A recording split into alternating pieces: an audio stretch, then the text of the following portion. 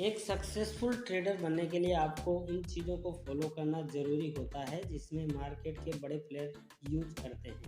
Market में अक्सर traders जिस भी शेयर में पोजीशन लेते हैं वो शेयर सडनली नीचे आने लगता है और जब उस शेयर से एग्जिट करते हैं तो उसी समय उसमें नई तेज़ी की शुरुआत होती है।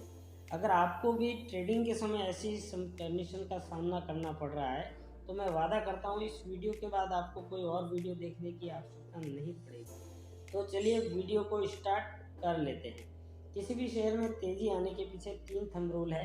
पहला, ब्रेकआउट। किसी भी शेयर में ब्रेकआउट आने के बाद, अगर ब्रेकआउट होने के बाद शेयर उस नए प्राइस के ऊपर जो पुराना रेजिस्टेंस होता है उसके ऊपर अगर क्लोजिंग दे देता है तो उसमें एक बड़ी तेज़ी आने की संभावना रहती है।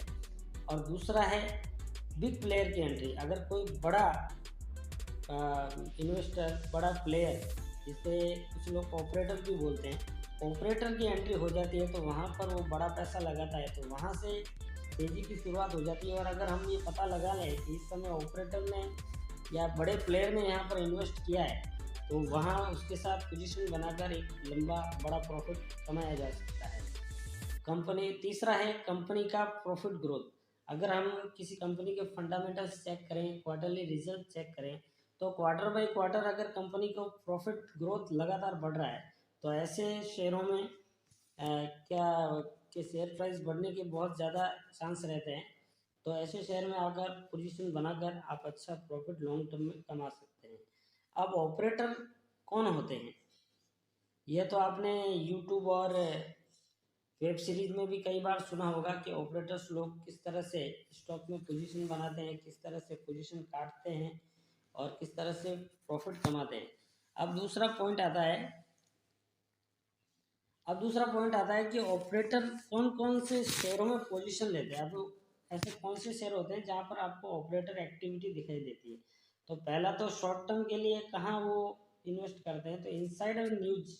अगर किसी बड़े प्लेयर के पास किसी शेयर की, कंपनी की इनसाइडर न्यूज हो, जैसे कंपनी के बारे में कोई अच्छा न्यूज आ रहा है, जैसे प्रमोटर ने काफ़ी अच्छा बाइंग कर लिया या फिर कोई मैनेजमेंट में बदलाव हो गया, कोई अच्छा किसी बड़ी कंपनी का या कोई नामचीन आदमी उस कंपनी के मैनेजमेंट में आ गया तो ये कंपनी के लिए अच्छी बात होती है। या कंपनी ने कहीं पर अच्छा मुनाफा कमाया है तो इस तरह का कोई कैपेक्स कहीं पर गया तो इस तरह की कई इनसाइडर न्यूज़ ये बड़े प्लेयरों के पास में होती है तो वो उसमें वहाँ पर शॉर्ट टर्म के लिए पोजीशन बना लेते हैं और वहाँ से बड़ा प्रॉफिट कमा ले सकते हैं। अब दूसरा होता है कि फ्यूचर प्लान्स। फ्यूचर प्लान्स में क्या है कि बड़े जो मार्केट के बड़े प्लेयर होते हैं वो बड़ी बड़ी कंपनियों जो कंपनियों के स्टॉक्स मार्केट में लिस्टेड होते हैं उन कंपनियों के अधिकारियों के, वर्कर्स के टच में रहते हैं तो उनके थ्रू उनको ऐसी न्यूज़ मिल जाती है कंपनी के फ्यूचर प्लान्स के बारे में कि कंपनी में ये आगे इस सेक्टर में यहाँ पर नया कुछ शुरू करने जा रही है, यहाँ पर कैपेक्स करने जा रही है, यहाँ पर कंपनी को 2-4 साल में काफ़ी अच्छी ग्रोथ मिलेगी। इस तरह के फ्यूचर प्लान्स के बारे में जानकारी हो तो लॉन्ग टर्म के लिए यहाँ पर बड़े प्लेयर या म्यूचुअल फंड्स भी इसमें काफ़ी रहते हैं, वो भी काफ़ी बड़ा पैसा लगाते हैं। जो लोग बड़ा पैसा लगा सकते हैं वही एक्चुअली उन्हें ऑपरेटर भी कह सकते हैं। तो फ्यूचर प्लान्स की जानकारी होने के बाद में भी वो लोग उसमें अपनी पोजीशन लेते हैं और काफ़ी अच्छा वहाँ से प्रॉफिट बनाते हैं।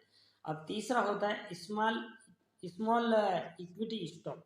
मतलब जो छोटे माइक्रो कैप स्टॉक होते हैं, छोटे स्मॉल कैप स्टॉक होते हैं जिनमें लिक्विडिटी का इश्यू रहता है, काफ़ी छोटी उनकी इक्विटी होती है, उनको ऑपरेट करना काफ़ी आसान होता है, उनको मैनिपुलेट करना काफ़ी आसान होता है। तो ऑपरेटर क्या करते हैं, उस शेयरों में पोजीशन ले लेते हैं, उसको मैनिपुलेट आसानी से कर सकते हैं।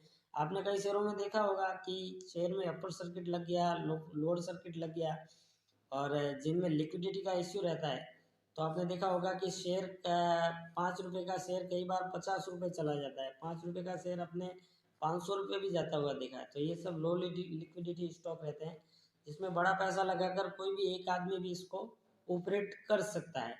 तो ऐसे शेयरों से मैं एंट्री करने के लिए नहीं बोल रहा हूँ, ऐसे शेयरों से बचना चाहिए हमें। लो लिक्विडिटी शेयरों में आपको बेचने का मौका नहीं मिलता और अपर सर्किट में रहता है तो आप खरीद नहीं सकते, बस देखते रहते हैं। और जब उसमें सर्किट खुलता है तो आप उसमें पोजीशन लेते हैं उसके बाद में वहाँ से ऑपरेटर बेच के निकल जाता है, तो पंप और डंप स्कीम के आप शिकार हो जाते हैं। अब तीसरा पॉइंट है कि हम लोग ऑपरेटर की बाइंग कहाँ देखें। अब भाई ये बात सवाल लाजमी है कि हमने इतना बता दिया कि ऑपरेटर के साथ चलना है, लेकिन चले कैसे, ऑपरेटर कब बाइंग करेगा ये हमें कौन बताएगा, तो हमें ये देखना है। तो ब्रेक, ये पहला पॉइंट है, ब्रेक ओल्ड रेजिस्टेंस। मतलब जो पुराना, अगर हमें देखना है कि पुराना कंपनी का जो रेजिस्टेंस है, ऐसा एक प्राइस है जिसके ऊपर स्टॉक उसको पार नहीं कर पा रहा है, बार बार वहाँ पर प्राइस आ रहा है लेकिन वहाँ से वापस डाउन साइड में जा रहा है। तो हमें वो सब पॉइंट हमें देख लेना है, कोई स्टॉक को जैसे हम ट्रैक करते हैं, तो अगर वो रेजिस्टेंस ब्रेक करके उसके ऊपर क्लोजिंग देता है, अब जब शेयर रेजिस्टेंस को ब्रेक करके ऊपर के भाव पे क्लोजिंग देता है, तो वहाँ पर हमें एक चीज़ देखना है कि दूसरा जो पॉइंट है इसका, इंक्रीज वॉल्यूम। हमें वहाँ पे वॉल्यूम चेक करना है कि स्टॉक में इस समय वॉल्यूम्स कितनी आ रही है। तो हमें पिछले 1 या 2 महीने की के बीच में जो टाइम फ्रेम है वहाँ की वॉल्यूम चेक करनी है। उस टाइम पे ये वॉल्यूम शेयर में कितनी आ रही थी, और अभी जब यहाँ पे ब्रेकआउट हुआ है तो ब्रेकआउट का वॉल्यूम कितना है।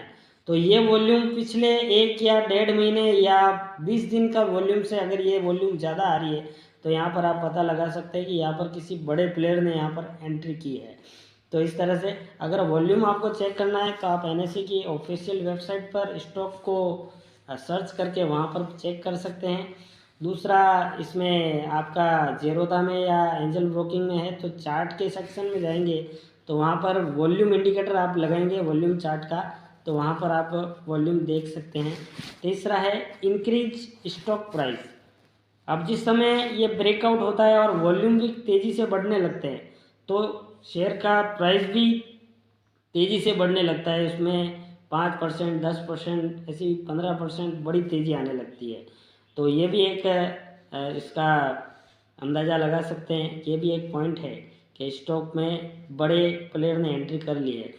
Panic retail public. अब यहाँ पे देखिए रिटेल पब्लिक यहाँ पर बेच कर निकल जाती है। क्यों निकल जाती है? अब जो रेजिस्टेंस का प्राइस होता है उस पर आने से पहले स्टॉक कई बार उस प्राइस पर जाता है, लेकिन उस प्राइस को, रेजिस्टेंस को ब्रेक नहीं कर पाता, उससे भाव के ऊपर नहीं जाता है और वापस वहाँ से 20%, 25%, 30% करेक्शन में शेयर चला जाता है। तो इससे क्या है कि रिटेल पब्लिक काफ़ी तंग आ चुकी होती है। अब जैसे ही वहाँ पर वो पूरा निर्णय करके रखते हैं, पूरा सोच के रखते हैं इस भाव के ऊपर आएगा तो मैं बेच के निकल जाऊँगा, तो जैसे ही वहाँ पर ब्रेकआउट होता है और वो उस प्राइस को ब्रेक करके ऊपर के प्राइस पे स्टॉक क्लोजिंग देता है, तो वहाँ पर रिटेल पब्लिक सोचती है कि वापस ये स्टॉक नीचे जाएगा और वहाँ पर बेच कर निकल जाती है, और असल में वहाँ से ही नई तेज़ी की शुरुआत होने लगती है। तो ये इस तरह का एक तरह का गेम है, ये खेला जाता है रिटेल पब्लिक के। अब इसी तरह की मैं एक्टिविटी आपको चार्ट पर भी दिखा देता हूँ, आपको पूरा इसमें पूरे प्रूफ के साथ में। अब ये मैंने ITC का चार्ट लगाया है, यहाँ पर चार्ट पे आप ये देख सकते हैं 238 का एक रेजिस्टेंस है। इस रेजिस्टेंस से पहले यहाँ पर देखिए 2 बार ये इसने स्टॉक ने इस रेजिस्टेंस के पास में जाने की कोशिश की, इस रेजिस्टेंस को तोड़ने की कोशिश की, लेकिन 2 ही बार उनमें वापस यहाँ पर करेक्शन आया और शेयर नीचे की ओर चला गया।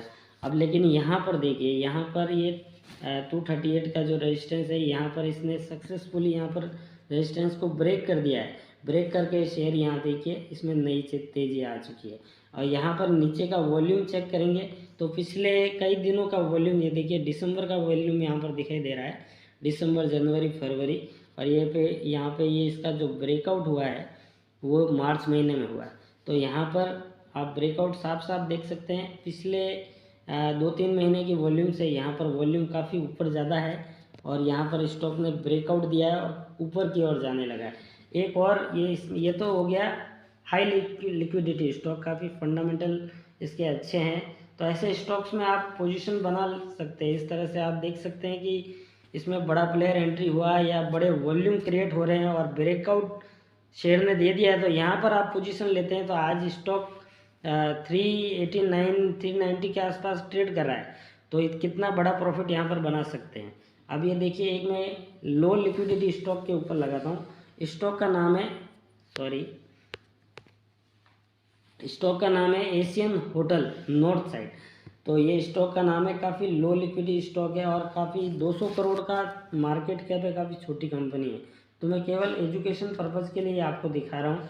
यहाँ पर देखिए कि ये एक रेजिस्टेंस यहाँ पे था 103 रुपये के भाव पे।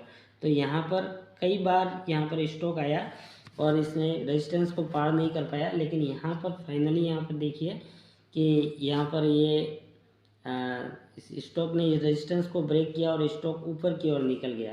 और यहाँ पर आप वॉल्यूम देख सकते हैं, वॉल्यूम चेकआउट कीजिए कि यहाँ पर पीछे की जो पिछले कई महीनों की कई लंबे टाइम फ्रेम की जो वॉल्यूम्स है काफ़ी लो थी, और यहाँ पर जब ब्रेकआउट हुआ है तो वॉल्यूम्स कितनी बड़ी हुई है। तो यहाँ पर आप देख सकते हैं वॉल्यूम्स किस तरह से बढ़ रही है, और उसके बाद में ब्रेकआउट के बाद भी यहाँ पर 10% का ये एक और अपर सर्किट लगा। अब शेयर यहाँ पर अपर सर्किट में इसमें लग चुका है, और कितना बढ़ेगा तो वो तो आप देख सकते हैं कि बड़े प्लेयर की एंट्री होती है तो वो एक 10-20% के लिए नहीं आते हैं, 200, 250, 500% तक स्टॉक को ले जाते हैं। तो एक पंप एंड डंप स्कीम का खुला यहाँ पर आपको एक प्रूफ है, ये आप देख सकते हैं कि 10% का सर्किट लग सका है। आप चाहते तो ट्रैक भी कर सकते हैं, लेकिन ये आपको ऐसे शेयरों से बच के रहना है, इसमें पोजीशन नहीं लेना है। मैं केवल आपको एजुकेशन पर्पज़ के लिए ये शेयर बता रहा हूँ। ये कोई बाई या सेल की कोई रिकमेंडेशन नहीं है कि आप ऐसे शेयर में पोजीशन लें, क्योंकि आप इस अपर सर्किट में चल रहे शेयर में पहले बात आप एंट्री ले भी नहीं सकते, और इसको ट्रैक करेंगे जब इसमें सर्किट खुलेगा तो हो सकता है वहाँ पर ऑपरेटर निकलने की कोशिश करे और आप लंबे समय के लिए फंस सकते हैं। तो केवल एजुकेशन पर्पज़ के लिए मैं आपको बता रहा हूँ। लो लिक्विडिटी स्टॉक में आप ट्रेडिंग करने से बचें।